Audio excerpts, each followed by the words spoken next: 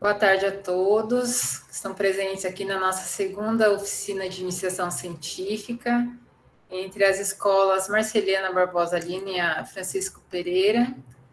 E é uma grande honra para nós recebê-los todos vocês aqui, alunos, professores, e compartilhar desse momento de aprendizagem, né, que a gente está desenvolvendo nessas oficinas aqui, construindo saberes.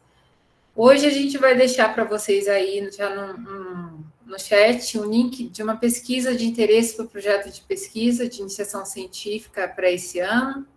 Essa pesquisa é para as duas escolas, tá? Então, independente da escola, você pode acessar e responder essa pesquisa. E ela também vai computar a participação nos 2 dias do evento. Então, responde aí, contribui. E mais no final da nossa apresentação de hoje, a gente volta a comentar um pouquinho mais sobre ela, tá? Eu vou compartilhar com vocês aqui o início da nossa oficina e que todos tenhamos hoje um bom momento de aprendizado, né? Vai ser muito legal a oficina de hoje. Passo a palavra para a Eli. Mesmo. Ótima tarde de aprendizado para todos e espero que seja tão frutífera quanto ontem. Bom, muito obrigada. Se mais alguém gostaria de falar, acho que é só isso mesmo, né? Não sei se Mário ou Tatiane. Não, tudo certinho? Então podemos começar, tá? Da outra escola. A sua escola, alguém quer falar, Pri? Eu acho que mais no final, né? A gente vai... final, para encerrar, né? Então, vamos tocar o barco.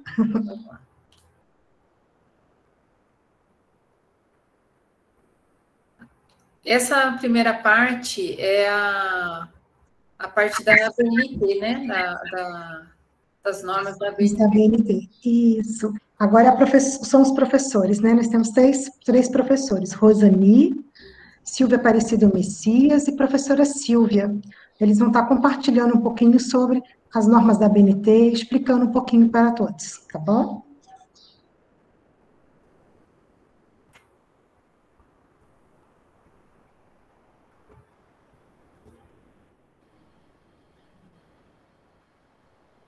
Boa tarde a todos. Sou o professor Messias, espero que estejam todos bem na medida do possível, né? Nesse momento ímpar que estamos vivendo. Então, sejam todos bem-vindos. E qualquer dúvida e curiosidade, né, pode ir levantando a mão, perguntando, que dialogar é a melhor forma de aprendizagem também. Então, primeiramente, né, para a gente ter noção do projeto, do que se busca, é bom ler bastante, né, daquilo que você pretende buscar, analisar, conhecer o conteúdo, né? Então, você faz mesmo uma pesquisa, né, em várias fontes, em busca do tema que você pretende desenvolver. Então, essa pesquisa aí, a leitura e fundamentar tudo é importantíssimo. Então, sempre, né, usa a dimensão filosófica, pesquise, tenha curiosidade, sempre indo além, conversa com colegas, com os professores. Então, assim, quanto mais você ampliar sobre aquele tema que está se procurando, com certeza, sucesso garantido. Pode passar. Acha os fatos que provam sua ideia, né? Você teve aquela ideia, né? Pensei em fazer aí uma cama inflável para os moradores em situação de rua. Então, você vai atrás das fontes, né? Quem já trabalhou isso, né? Como que eu posso, né, fundamentar o que eu estou pensando. Então, sempre, né, buscar ideias parecidas, né, ou ideias semelhantes. Lembrar que a gente pode evoluir, né, dentro de um projeto. Às vezes você pega um projeto e, né, dá novas dimensões para aquele projeto, como eu citei. Pensou se nós conseguíssemos desenvolver um colchão inflável para o pessoal do morador de situação de rua, que ele conseguisse encher num posto de gasolina, que trouxesse aí alguma coisa térmica. Então, eu estou com essa ideia na mente, então vou começar a ver o que vai fundamentar essa minha pesquisa. E começa a organizar, né, as ideias, eu vi um assunto ali, um fato, essa pessoa, né, nessa dimensão eu posso pegar parte, né, desse material, parte dessa ideia, posso oferecer depois, talvez, para a prefeitura, vender a minha ideia. Então, vai organizando, né? E durante a pesquisa, com certeza já tem muita coisa montada que vai fundamentar a evolução dessa ideia. Pode passar, por favor. Faça um esboço, né? Já leu, já pesquisou, já conversou algumas ideias, né? Eu tenho que percorrer esse caminho. Então, eu tenho a ideia a ideia B, né? A ideia principal, a ideia secundária, a ideia terciária. Então, você começa, então, a criar o esboço do seu projeto, né? Sempre lembrando dos tópicos de um projeto, você tem que fazer essa introdução, né? Justificar qual que é o objetivo desse projeto, né? Qual a metodologia, qual o resultado que você está buscando, os tipos de discussão, né? Para depois, então, não é finalizar o projeto, né? Mas chegar numa conclusão naquele momento de espaço e tempo. Como eu disse, né? O projeto ele pode evoluir. Então, de repente, você chega num esboço de conclusão e futuramente, né, pode chegar numa outra conclusão, beneficiando, né, mais aí as pessoas com o seu projeto. Pode passar.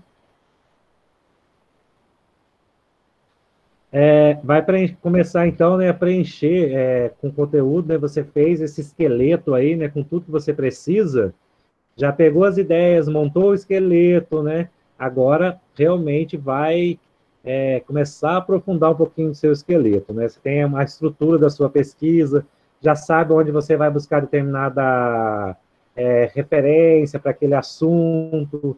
Eu posso ler mais isso aqui para eu entender, né, como fabricar, né, como exemplo que eu citei. Como que eu vou fabricar um colchão? Qual é o material? Qual é o passo a passo?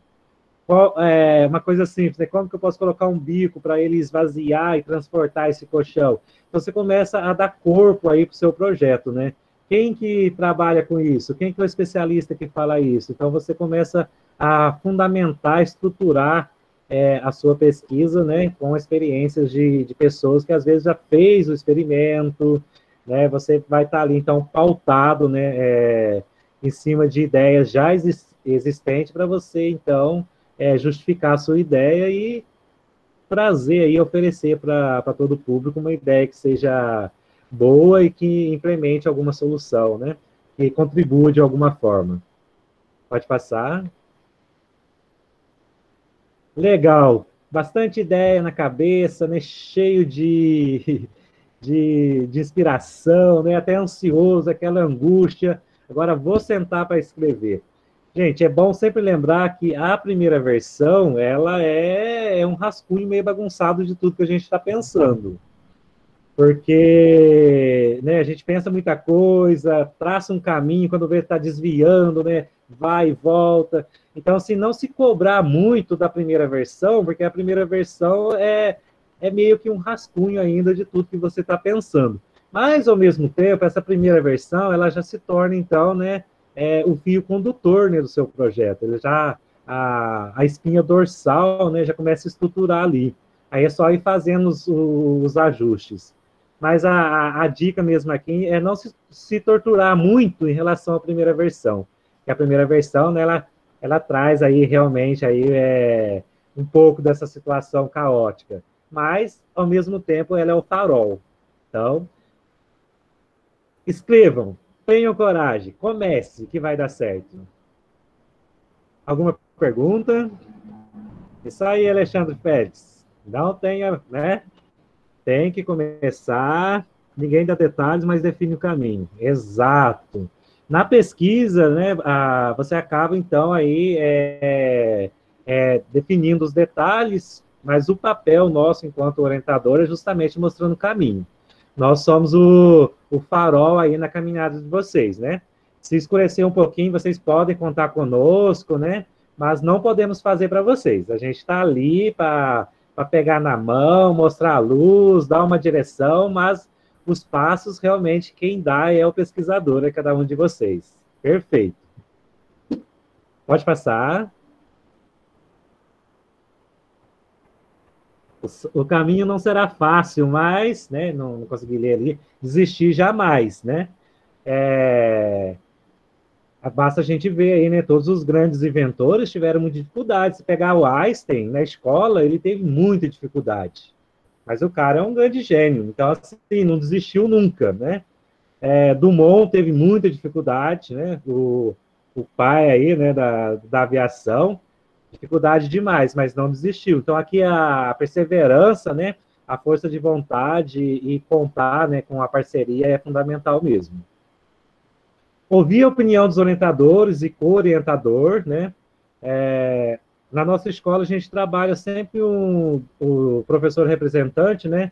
Ele é orientador de um determinado grupo e ele pode também escolher um co-orientador. De repente, né, tem um professor que é mais especialista, né, daquele determinado tema que o estudante escolheu, ele vai ser, então, o co-orientador para dar mais essa forcinha aí, né, diante desse caminho aí bacana que é a confecção de um projeto. Se a primeira versão não será perfeita, nem deveria, afinal é apenas a primeira versão. Alguns professores oferecem uma revisão dessa primeira versão e apontam possíveis erros ou lacunas.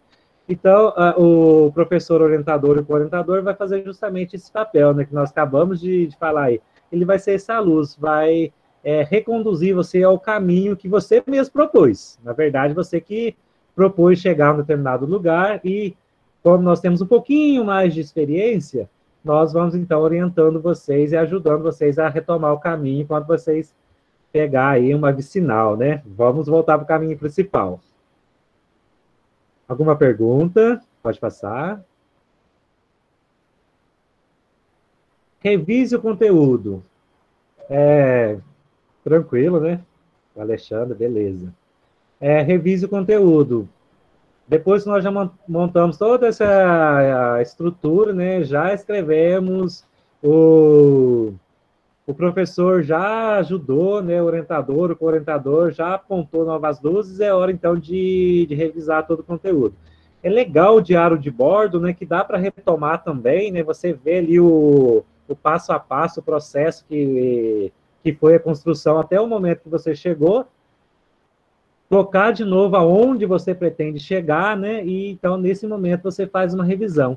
Eu posso usar mais, então, esse autor aqui, eu quero ficar mais com essa ideia. Então, você faz uma revisão ali do conteúdo para você, então, aperfeiçoar aquilo que você chegou, que já está bom, né? Mas a gente quer que fique maravilhoso e, com certeza, né? Todos os projetos aí, nós temos experiência de alguns anos, são projetos maravilhosos, né? São bons. Quando você dá esse protagonismo para o estudante, ele vem com toda a energia que ele tem, com a criatividade, e, gente, fica uma maravilha, né? Mas, então, faz parte, então, revisar aí para que, né, essa estrela brilhe com toda a sua força. Até meio poético, né? O nervosismo desse jeito é meio poético. Próximo.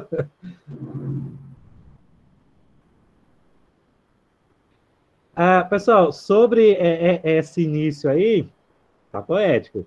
Alguém tem alguma curiosidade? Lembrando que nós também estaríamos sempre disponíveis, né? Que aqui o tempo é muito rápido, né? A gente está dando uma ideia de tudo, mas pode nos procurar também a qualquer momento que a gente vai ajudando.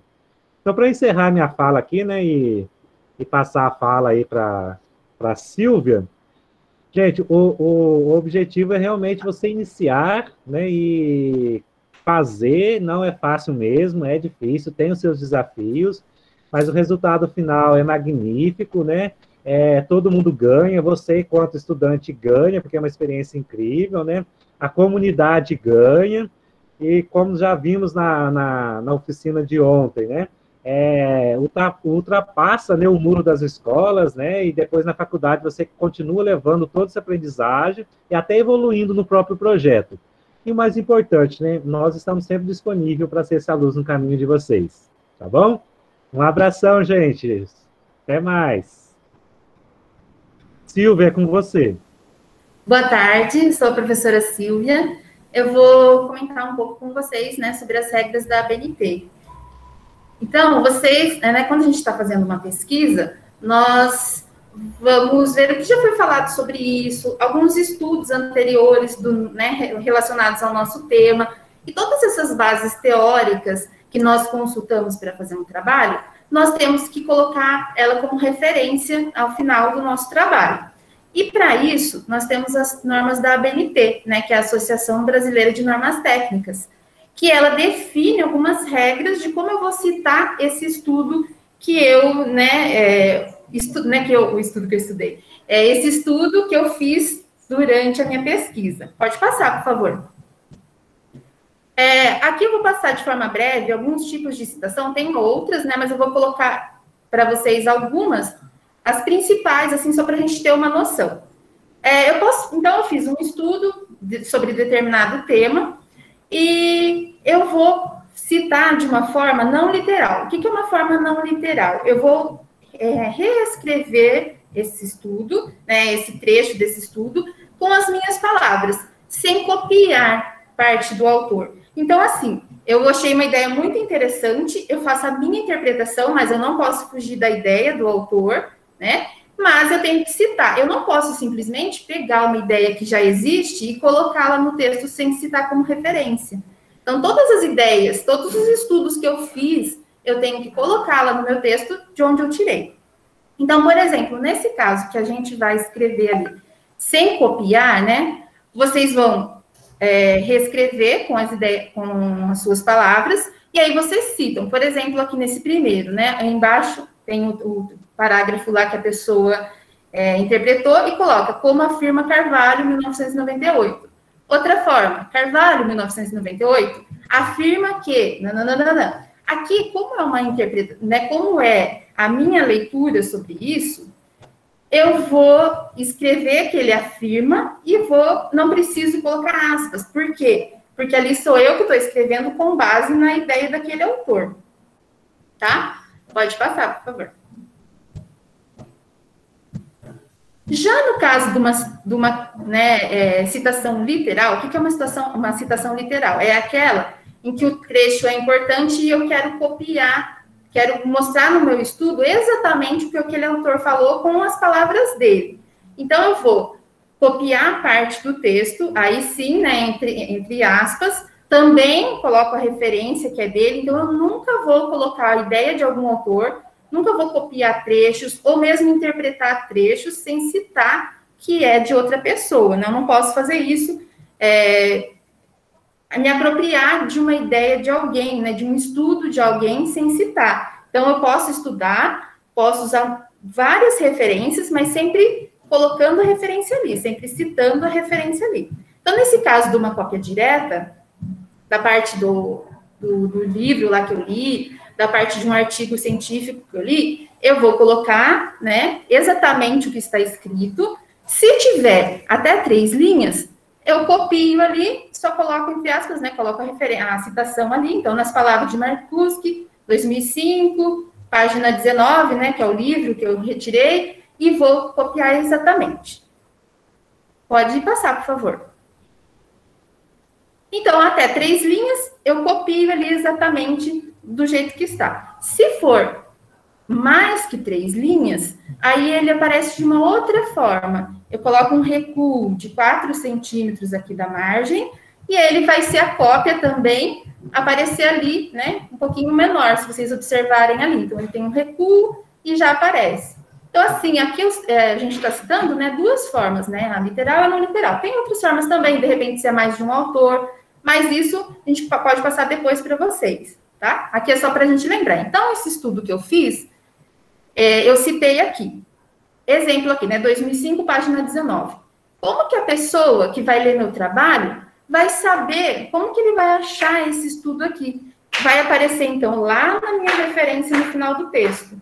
Então, vai estar lá, de alguma forma, né, o Marcus que vai aparecer 2005, lá vai aparecer o nome do livro que eu tirei isso, e agora que nós vamos ver isso, como que aparecem essas citações lá nas referências. Tudo bem? Pode passar, por favor. Então, para suas pesquisas científicas ela ter credibilidade, use fontes confiáveis, né? E na escrita da pesquisa, essas leituras devem ser citadas para embasamento teórico do seu trabalho.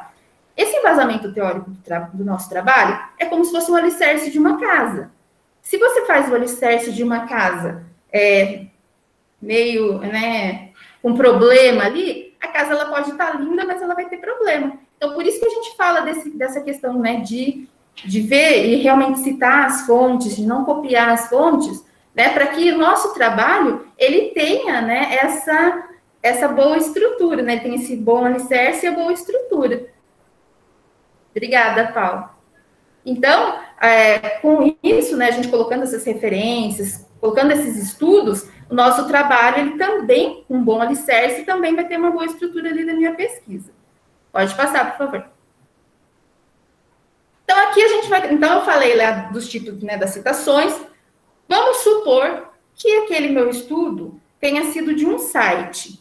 Então, como que eu vou citar na referência? Então, né, no meu texto lá, de acordo com a SOS Mata Atlântica 2012 e tal coisa.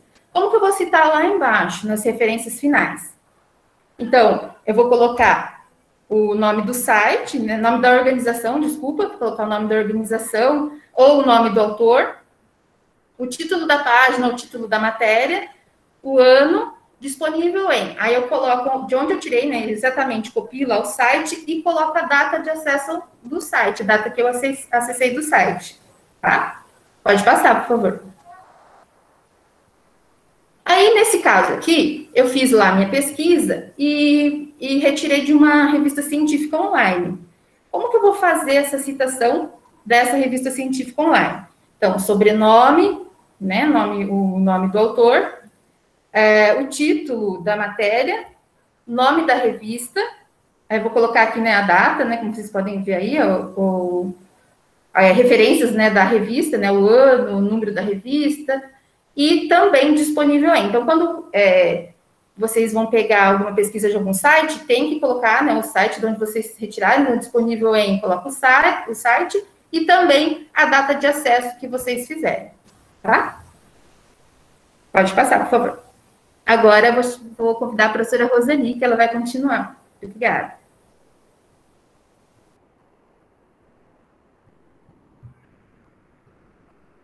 Está sem áudio, Roseli. Boa tarde a todos. Meu microfone estava fechado, gente, perdão. Eu sou a professora Rosani e vou explicar como fazer citação e referência em sites, revistas eletrônicas, no seu projeto científico. Pode passar? Então, no referência em vídeo online, primeiro, você irá citar o sobrenome do autor em maiúsculo, em seguida, o nome, ponto, o título do vídeo, entre parênteses, a duração do vídeo, depois disponível em o endereço do site, colocar acesso, dois pontos, e a data da visitação. Já em podcast é bem parecido, você também irá colocar o sobrenome, vírgula, o nome, o título do podcast, o ano do podcast, entre parênteses, a duração do podcast, disponível em o endereço do site, o acesso e a data de visitação.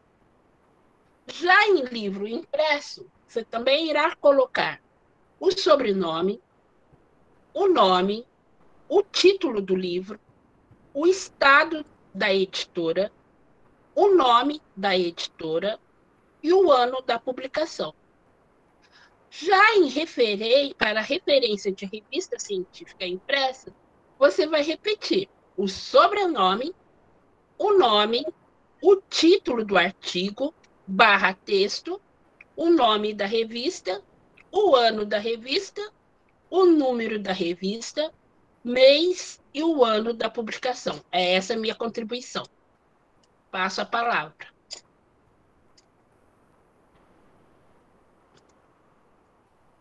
E agora a gente convida nosso aluno Gabriel a vir compartilhar com vocês o que é um protótipo dentro de um projeto de pesquisa, né?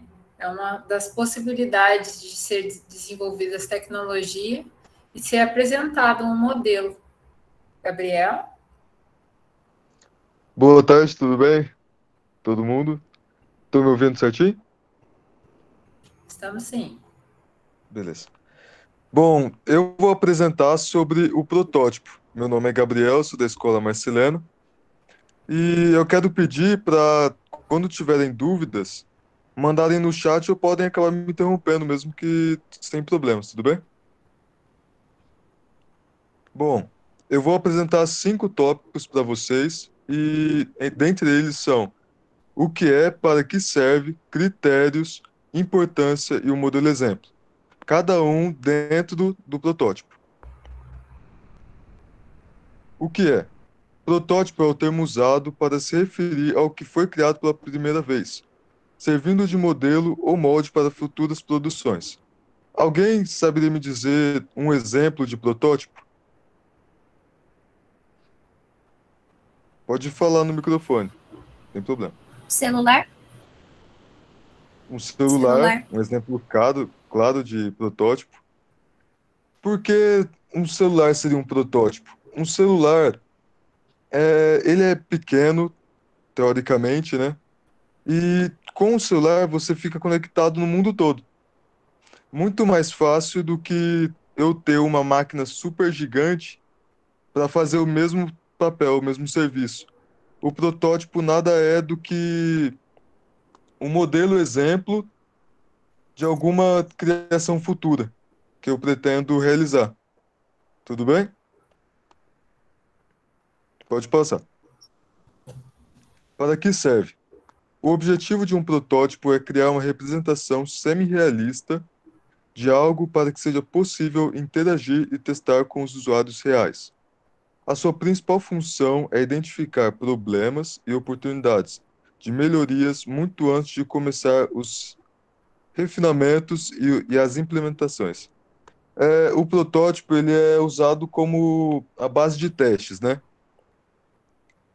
Por exemplo, o celular que a minha amiga Gabi citou, ele é colocado à prova em várias situações, tanto de quedas quanto de, como é que eu posso dizer, em relação à temperatura, se o celular pode acabar explodindo, no caso, né, acontece muito com muitas pessoas. E esses testes são fundamentais para apresentar o modelo final.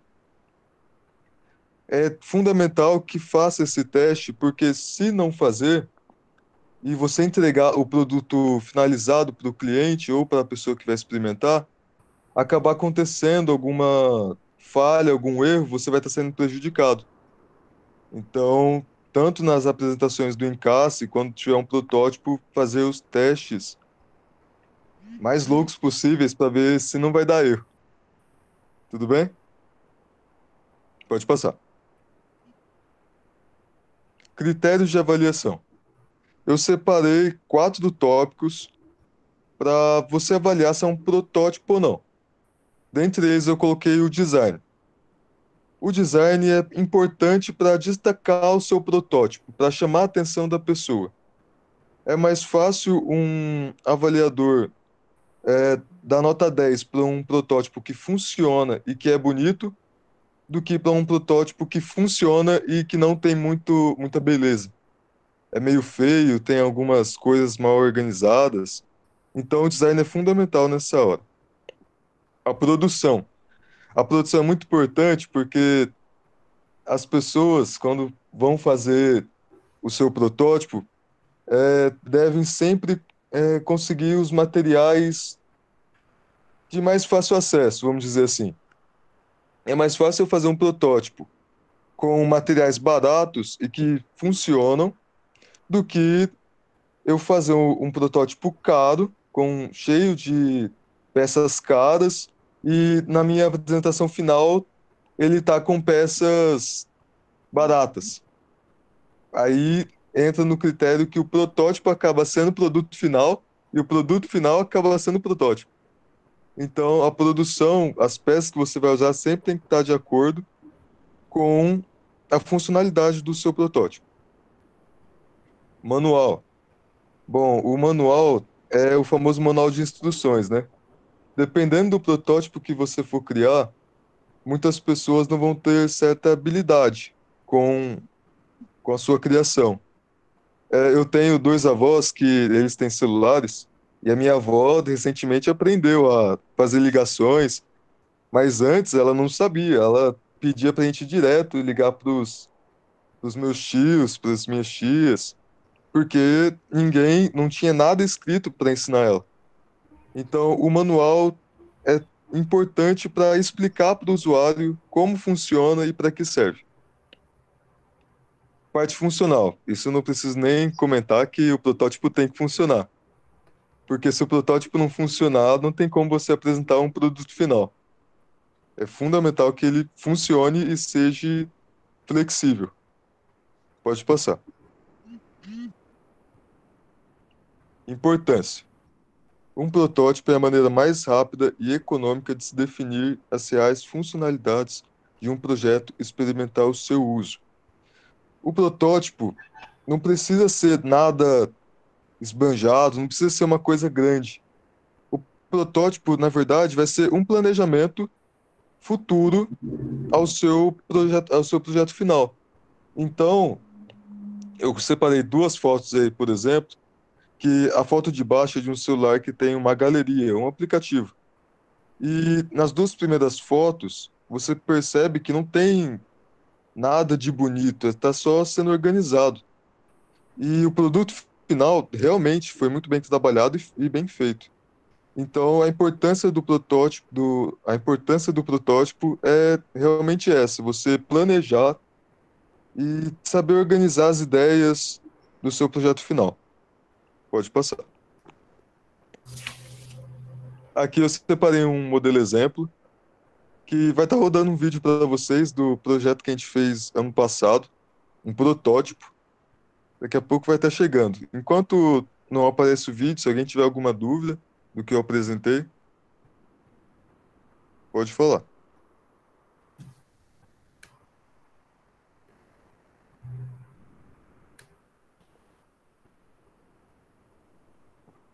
Nayara. O meu nome é Gabriel. Meu nome é João.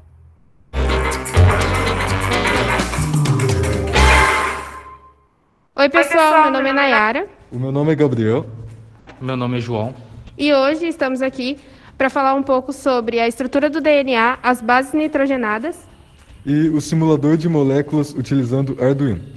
Vamos lá? Bom, vamos começar primeiro falando sobre o DNA, que é o ácido desoxirribonucleico. Bom, ele é formado por uma fita dupla, complementar, antiparalela, para que as bases nitrogenadas se pareiem. O DNA ele é importante porque, através dele, formam-se os aminoácidos que geram as proteínas. Ele também é responsável por guardar todas as nossas características hereditárias, ou seja, o nosso material genético. Bom, nessa maquete a gente fez as bases hidrogenadas. Então aqui a gente tem a citosina e a guanina, e a adenina e a timina. Cada Senhor, pode etapa disso baixar um aqui é pouquinho o uma áudio, base por favor? hidrogenada diferente. E aqui a gente utilizou o Arduino e alguns LEDs e mais alguns outros objetos para poder montar a nossa maquete de representação de moléculas de Bom, DNA. agora falar um pouco sobre as ligações entre citosina com guanina e adenina com timina. Bem, elas são ligações covalentes através de pontes de hidrogênio. São atraídas por uma força intermolecular, que é como se fosse uma atração magnética. E aqui a gente tem alguns exemplos, como o oxigênio e hidrogênio na questão da citosina com a guanina, e adenina com timina é nitrogênio com hidrogênio. Aí está um exemplo que ele funciona. Foi feito com materiais encontrados nas localidades mesmo, não é nada muito exagerado. E esse foi o projeto que a gente fez ano passado. Mas por final, professora, tem o vídeo que a senhora tinha mostrado para mim. Se a senhora puder colocar, por favor. Coloco sim. É o A que a segundo- gente vai passar o segundo aqui vídeo. Deixa eu ampliar um pouquinho o zoom. Aqui tem o projeto de pesquisa que vocês fizeram ano passado. Eita. O que aconteceu? Travou. Peraí, gente. Probleminhas técnicos. Compartilhar novamente.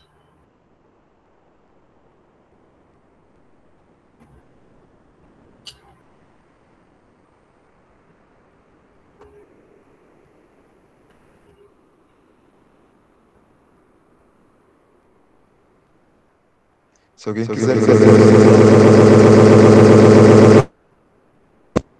Opa, Oi? Carregou aí? carregou.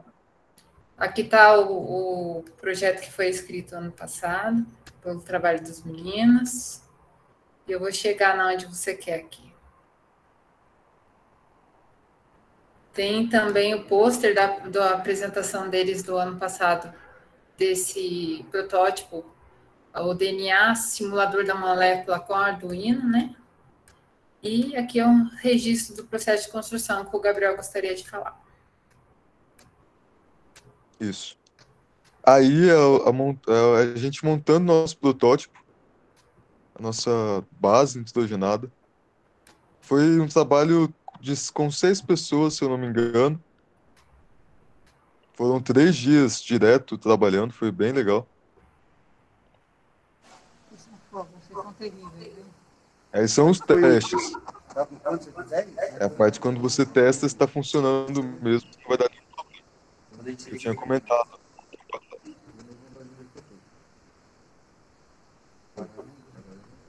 E o segundo vídeo, o teste final, que está funcionando 100%, pronto para apresentar. E esse foi o nosso trabalho, nosso projeto. Eu quero agradecer a atenção de todos.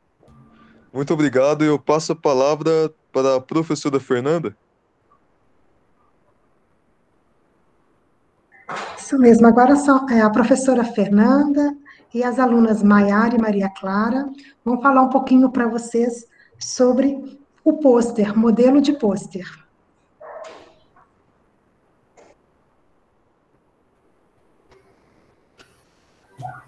Olá, boa tarde. Sou a professora Fernanda e a Maria Clara e a Maiara vão explicar um pouquinho aí sobre o pôster. Boa tarde a todos. Eu e minha colega Maria Clara, nós somos alunas do terceiro B e a gente vai ensinar vocês a como criar um bom pôster. Mas antes disso, eu vou contar qual a importância de se apresentar nas feiras de ciências da escola e também das feiras externas como Encasse. É sempre bom, é sempre muito interessante participar das feiras do Encasse ou da escola mesmo, porque além de ser algo que estimule a criatividade dos estudantes e os motiva no aprendizado e no pensamento científico, muitos alunos descobrem seu projeto de vida, o que eles querem ser profissionalmente, a partir desses eventos, e assim tomam um gosto pela pesquisa científica. Desde o nosso primeiro ano no Francisco Pereira, a gente desenvolveu vários projetos para as feiras de ciências e para o Encasse, com a ajuda dos nossos professores e orientadores, a gente aprendeu muito sobre como elaborar esses posters. Então, a gente vai explicar como produzir eles, contando passo a passo. Pode. Primeiramente, a função do pôster é de trazer conceitos, informações e dados mais relevantes da pesquisa. Ele deve conter quem fez, quem orientou, quem auxiliou ou patrocinou esse projeto. Pode passar. O pôster ele deve apresentar as diferentes relações identificadas nos diferentes tópicos de pesquisa de seu processo. Ele deve ter percurso lógico, conter texto escrito, título, imagens, fotografias, ilustrações, gráficos, mapas, diagramas ou esquemas. Agora eu passo a palavra para a Maria Clara. Olá, boa tarde a todos. Antes de passar para a parte da estrutura, eu acho que ficou faltando um slide, mas eu vou passar algumas recomendações em questão à sua escrita do pôster, né? Bom, enquanto você estiver escrevendo o seu pôster, é muito importante, né, que você tenha muita clareza na hora de expressar as suas ideias. Ou seja, evitar muita informação, evitar informações que sejam desnecessárias. Você também deve ter bastante coesão argumentativa. Ou seja, é interessante que você estabeleça apenas uma linha de pensamento para você desenvolver a sua escrita no pôster. E também é muito importante ter concisão, ou seja, não colocar muita informação, colocar só as informações mais principais mesmo. Quanto à estrutura, a gente tem algumas regrinhas de apresentação gráfica. Ou seja, a fonte geralmente usada é o Arial ou Times New Roman, e geralmente o tamanho da fonte varia entre no mínimo 18 e 26 no máximo. E o título deve ser sempre em caixa alta, negrito, com tamanho mínimo de 40 e no máximo 50. Mas vale ressaltar que essas regras não são completamente fixas, isso varia muito do tamanho do seu pôster, ou às vezes até mesmo das regras que a instituição que você está apresentando na Feira de Ciências vai passar para você. Pode passar, por favor? Agora vou voltar a palavra para a Mayara para ela explicar mais a estrutura. Então, gente, sobre a estrutura do pôster, começando pelo título, o título do projeto, ele deve ser simples, mas chamativo. Ele não pode ser algo muito difícil de se lembrar ou, por exemplo, seja difícil de se pronunciar, porque é assim que o seu projeto, você vai nomear o seu projeto, como ele vai ser conhecido e lembrado. Então, ele tem que ser algo bem fácil de se lembrar. No pôster deve conter o nome daqueles que desenvolveram o projeto, de quem orientou, e também o nome da escola ou da instituição. Além disso, você pode colocar o logo da escola. Pode passar. Na introdução e justificativa, aqui você deve descrever o seu projeto de forma breve, apresentando, assim, o assunto do projeto, explicando o tema, a relevância que ele possui socialmente e cientificamente. Na definição do problema, ele deve ser abordado aqui qual o problema proposto para o projeto, o que você pretende combater e também o seu público-alvo, a quem vai ser direcionado esse projeto. Pode passar. Na parte da hipótese, aqui você deve colocar quais hipóteses foram levantadas durante o desenvolvimento dele e também se foram confirmadas ou até mesmo se essas hipóteses foram refutadas. Na metodologia, explicar os métodos utilizados para o desenvolvimento do projeto, especificando tudo o que foi feito para atingir os objetivos que foram propostos, os materiais utilizados, o método, técnicas e procedimentos usados para analisar os dados que foram obtidos. Pode passar. Bom, quanto aos resultados de discussão, é aqui que você vai ressaltar os resultados mais importantes da sua pesquisa. Nessa parte, é interessante que você coloque imagens, gráficos, fotos, ilustrações que comprovem as suas conclusões. De repente, você tirou uma foto de algum experimento que vocês fizeram, ou do protótipo, ou até mesmo transformar alguma entrevista que você fez com seu público-alvo em gráfico ou tabela. É interessante que você coloque nessa parte do seu pôster. E nas considerações finais, é onde você deve ser o mais claro e sucinto possível. Nessa parte, você vai resumir os principais resultados e também é uma parte que é possível que você aponte direcionamentos para novas pesquisas futuras. Pode passar, por favor? Mais lá para o final, você vai colocar as suas referências. Geralmente, você coloca umas 5 referências, das mais principais mesmo, as que mais ajudaram no seu trabalho. E, geralmente, a fonte deve ser menor que o texto, em formato de ABNT, como os professores já explicaram anteriormente. Aqui do lado, a gente tem algumas imagens de modelos de referência em formato de ABNT.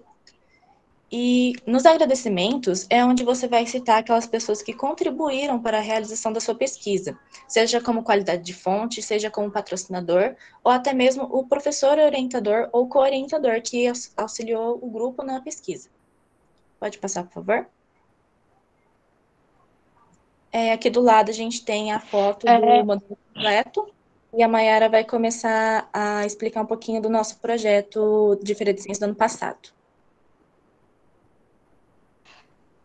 Perdão, gente. E como eu já disse, nós criamos vários projetos para apresentar nas feiras, e entre eles foi o Interalibras, que teve início durante as aulas de eletiva em 2019, com a professora Elisângela e a Thalita, e resolvemos prosseguir eles, dar continuação com esse projeto para apresentar nas feiras do Encasse. Ele surgiu a partir de um problema que a gente deparou que muitos deficientes auditivos eles possuem uma grande dificuldade em se comunicarem, principalmente em lugares públicos, e apesar da Libra ser reconhecida por lei, nem sempre ela é ensinada nas escolas, e grande parte da população não sabe se comunicar por meio dela. Ou seja, fica muito difícil para ajudar no dia a dia aqueles que possuem essa deficiência auditiva. Como vocês podem observar no infográfico, que a gente pesquisou vários dados, e segundo o IBGE, cerca de 9,6 milhões de brasileiros têm deficiência auditiva, ou seja, 5% da população brasileira, sendo 2,1 milhões são surdos e 7,5 milhões apresentam dificuldades para ouvir. Então, é aqui que o Interalibras entra em ação. Ele seria um aplicativo para celular com o objetivo de ajudar esse nosso público-alvo, fazendo que eles tenham maior autonomia no dia a dia, permitindo a inclusão social deles e também uma forma para que eles possam interagir entre si. Agora a Maria Clara vai explicar mais as funções que este aplicativo vai ter. Bom, durante o desenvolvimento do projeto, nós tivemos várias ideias de abas que pudessem, né, e ferramentas que pudessem auxiliar os usuários desse aplicativo.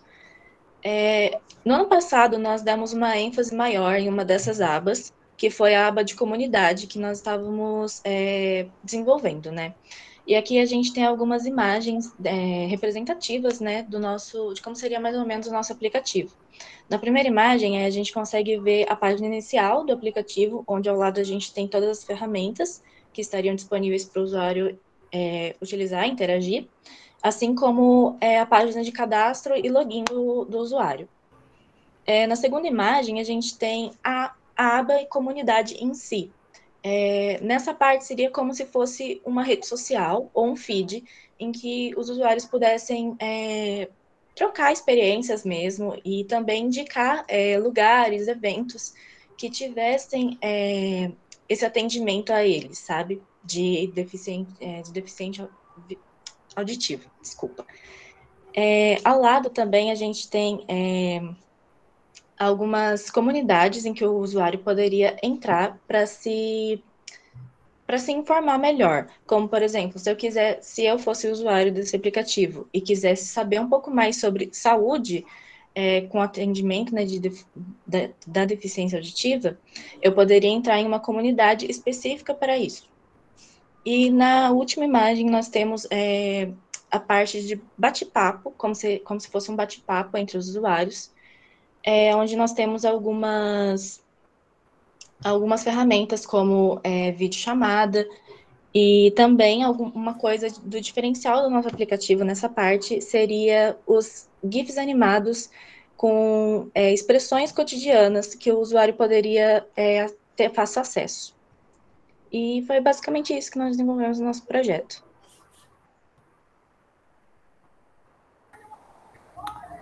Agora, eu vou só complementar a fala das meninas, né, que explicaram aí brilhantemente, mas temos aí primeiras séries, né, então eu vou repassar aí um pouquinho, mas o que é um pôster? Um pôster nada mais é do que a representação visual do seu projeto, e ele tem o intuito de divulgar informações de forma sucinta, unindo o conteúdo verbal da pesquisa com fotografias, tabelas e gráficos, né, então o pôster seria a propaganda ali do seu projeto. E como fazer um pôster, né? Nas feiras de ciências, geralmente já vem um modelo pronto, e a gente vai encaixar as partes do projeto naquele modelo, verificando, por exemplo, se tem se segue a norma BNT, né? Lembrando das cores, muitos estudantes às vezes perguntam, né? Eu posso mudar a cor? Não, né? Então o pôster ele já vem com layout, e esse layout ele deve ser seguido. E um outro detalhe importante, que diferentemente de um artigo científico, o trabalho, né, o pôster é um trabalho visual. E dicas aí para se fazer um bom pôster. Tente não deixar o pôster muito longo, no máximo, né, 800 palavras. Crie um título direto, que deve ser o mesmo título do seu trabalho. É importante que o título seja atraente, curto e preciso. Por isso, deve ser escrito em aproximadamente 1 ou 2 linhas. Elabore uma introdução intrigante, em poucas palavras. É na introdução do pôster que você vai fazer com que o leitor tenha interesse no assunto da sua pesquisa.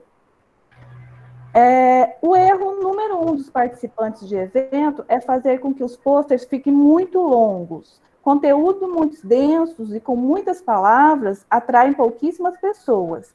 Então, tenha como foco 800 palavras. Escolha gráficos e as imagens. Eu sei da dificuldade, às vezes, né, de pensar o que colocar no pôster, mas você tem que pensar naquilo que foi mais relevante no seu projeto, né? É como um filho, para você, todo o seu projeto é importante, então tudo caberia ali no pôster, mas você tem que pensar que, por exemplo, num evento, né, é o pôster que vai ser a propaganda ali do seu projeto, é ele que vai atrair pessoas, né, para vir e perguntar mais sobre o projeto. E também destaque, né, lá nos resultados, é muito importante destacar os aspectos, tanto qualitativos e quantitativos, para que seu pôster fique ainda com um tom mais pessoal. É isso, pessoal. Nós queremos agradecer a todos vocês hoje pela linda oficina que vocês conduziram, né, os alunos, os professores. Essa eterna gratidão, né, Eli? Só gratidão, pessoal, muito lindo de ver, a gente fica até emocionada, né? Porque é tudo tão bonito, né? E uma coisa, e um vai encaixando na fala do outro, e vai acontecendo tão naturalmente, né?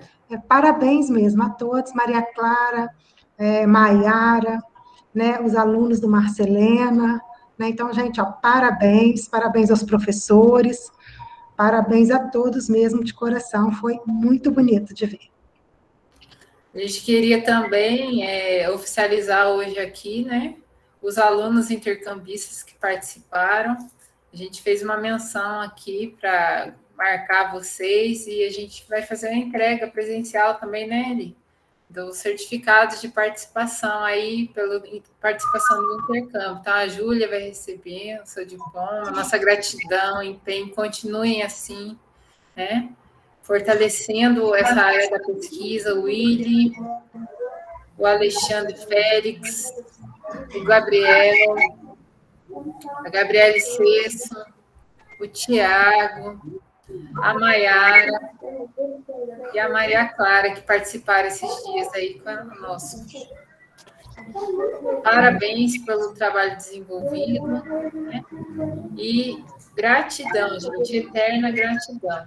Só reforçando mais um pouquinho aqui, eu vou compartilhar com vocês o link da pesquisa de interesse por projetos de pesquisa esse ano. Então, assim, entrem aqui e contribui com a nossa pesquisa para a gente identificar os sonhos de vocês, né? Para a gente construir um bom trabalho esse ano no Encasque que está se iniciando nas nossas escolas. Tem o link aqui.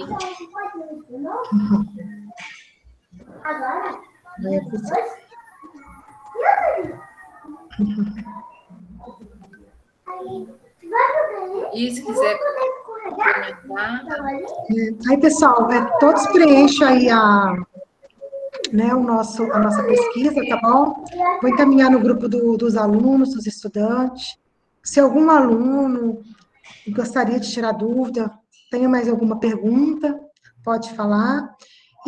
se a equipe da escola, né, quiser fazer o encerramento daqui a pouquinho, a equipe da escola, acho que a Luciane Capello está aí também, se quiser falar, tá bom, gente? Fiquem à vontade, tá bom?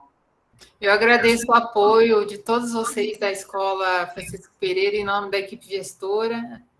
Eles estão em uma reunião agora, não puderam participar nesse momento aqui, e que essas nossas parcerias se fortaleçam, que a gente consiga desenvolver mais trabalhos em conjunto aí, porque é muito aprendizado, né? E a gente está, nesse momento, a gente está precisando de mais aprendizado, mais e mais e sempre. Sim, muito obrigada, Priscila, mais uma vez aí pela parceria, foi ótimo, e tenho certeza que vamos ter muito trabalho juntas pela frente, tá bom? Se Deus quiser. Aí, se mais alguém, passa a palavra para quem gostaria. As crianças quiserem falar, os alunos que participaram, qual foi o sentimento, como é que foi para vocês passar por esse intercâmbio nesses 2 dias? Se abrir o áudio aí, fica mais legal. Elisângela, Priscila, todos os presentes, gratidão por essa parceria. É muito enriquecedor, né, todo esse momento, e que a gente já possa realmente continuar com essa parceria. Sabe lá até quando, né? Vamos levar embora essa parceria, muito boa. Parabéns pelo trabalho, parabéns a todos os envolvidos. Ficou muito nervoso, tremendo demais. Primeiro trabalho, primeiro de muitos, Alexandre. Morri, mas passo bem. E o Willy? Superou o Willy?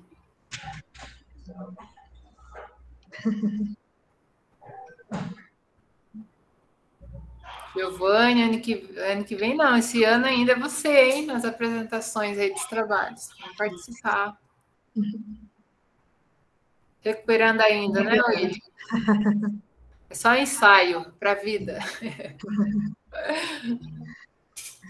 Pessoal, mais algum professor gostaria de falar, né? Acho que deixa aberto, né, para quem gostaria de se colocar um pouquinho.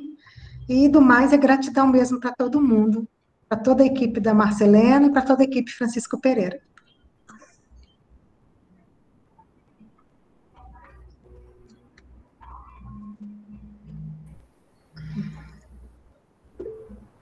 Oi, estão me ouvindo?